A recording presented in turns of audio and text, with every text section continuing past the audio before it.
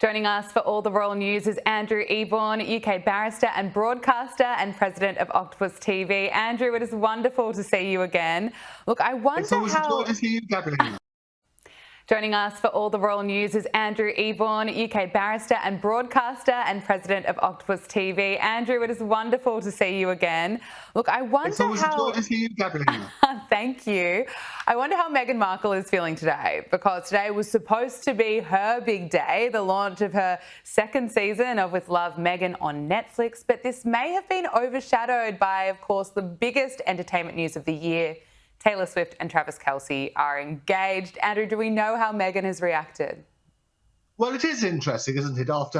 Taylor Swift was very swift indeed to basically trounce Meghan's announcement of her second series. And after 2 years of dating, the couple shared the exciting news through a joint post on Instagram on Tuesday, the 26th of August. You saw that. They had a massive antique sparkler, which I reckon was worth about $550,000, according to my sources. Wow. But Meghan, together with William and also Kate, they all put the like on the Taylor Swift Instagram post to say that they liked it, even though Meghan felt a bit sort of upstaged, I think. What's interesting, though, is the wonderful flowers, the garden where they got engaged. I think Meghan missed a trick because she's obsessed with these flower sprinklers. She could have turned around and launched the series and said, using the very Taylor Swift flowers coming to your season very, very soon. And for $240,000, you can get them delivered. There you go. Yes, you're right. Well, Meghan has been busy promoting With Love, Meghan Season 2 on Netflix. And here's the teaser that she posted to Instagram. What was that you just added? Flower sprinkles. I love them. Wow, that's the gayest I've seen in a long time. There it is, the flower sprinkles. But Andrew, the teasers are supposed to be... Gabriella. But the teasers are supposed to be the best bits, you know, the grabs that make you want to watch more and more, and that's what we get. Well, it is interesting. That's Queer Eye's Tan France, in case people didn't know. And as he said, look, what have you just added? These flower sprinkles? I love them. Well, that's the gayest, and you bleeped out the word, I've seen for a long time. I've watched the series because I dedicate myself to your particular section on Sky. Thank you. You're doing the hard work for us. Oh, you know, the sacrifices I make for you, Gabriella. But I'll tell you what, those who loved the first series will love the second series. It's more of the same, with Meghan not even in her own home, mixing with people, with her friends, some of whom she's never met. And they do strange things like little wonderful recipes which don't basically make sense to any real people, as well as doing tie-dyed scarves and things like that. It's basically another Meghan-lamania is what I would call it. Oh, no. Female flounder. And I was looking at the reviews they've had over here, and you've got basically the Telegraph. They say it's more tone deafness from the Montecito Marie Antoinette. They gave it 2 stars out of 5. Wow. Interesting, Harry remains conspicuously absent from the needy, if marginally less mad second series of With Love, Meghan.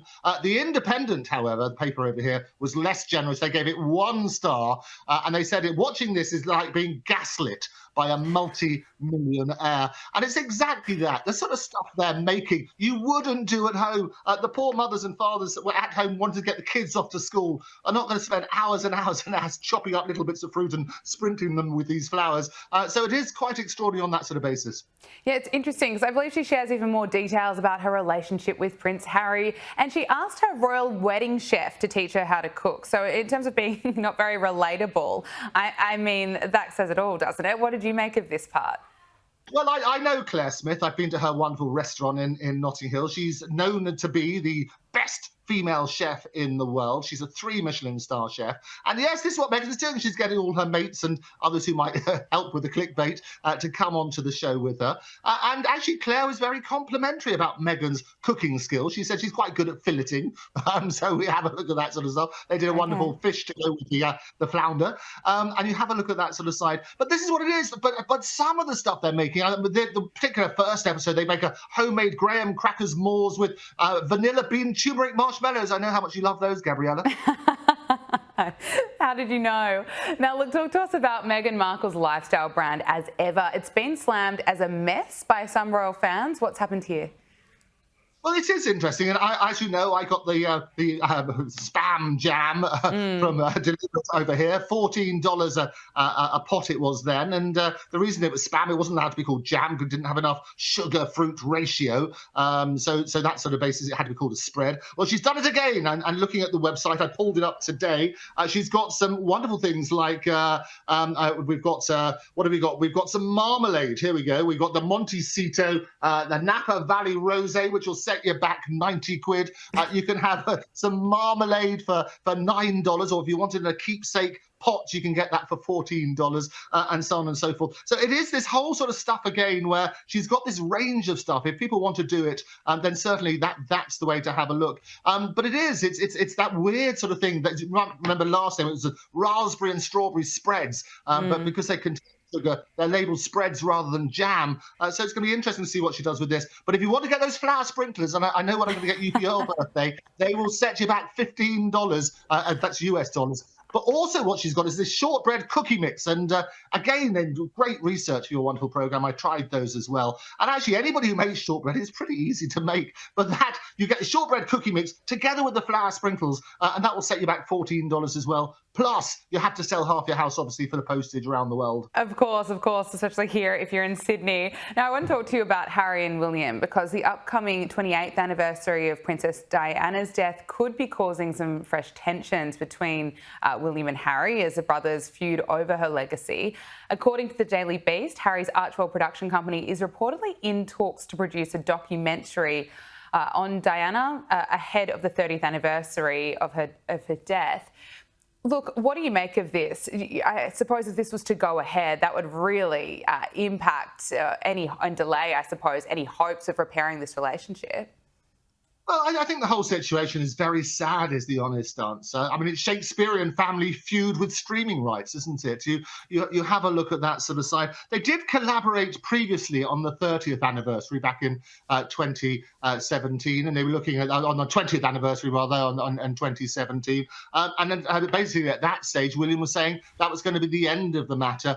It's quite tragic. Both of the princes were very young when Diana died on the 31st of August, 1997. And I'm always reminded, I had her brother, Charles Spencer, on the Andrew Eborn show, my show, which he's been on a couple of times. And he gave me a copy of his, I remember, his tribute to Diana. I've got it here for you as well, so you can see, which was always just reminding about how wonderful she was. And if you want, I can just, 10 seconds, I can open up. Yeah, the opening words, it's glorious. This is what was actually used in the service. He signed it as well here, which is wonderful. But basically what he was saying, Diana was the very essence of compassion, of duty, of style, of beauty. All over the world, she was the symbol of selfless humanity, a standard bearer for the rights of the truly downtrodden, a very British girls whose interest transcended nationality. I mean, and that's the truth of the matter. And Absolutely. She would be devastated, absolutely devastated, to think that her sons are warring in this way. And I, for one, I very much hope they can reconcile. Doing competing documentaries about Diana is not going to be the way to do it. They should collaborate. And you might remember they got together with the unveiling fairly recently of the statue of Diana. They didn't seem to speak to each other, but they certainly got together for that sort of side. But as I say, it's like a Shakespearean family feud with streaming rights. You're right, Andrew Eborn, thank you so much for all your hard work and bringing us so much here on Power Hour. It was wonderful to speak to you. We'll speak to you again soon. Looking forward to it. Thanks a lot, Gabriella.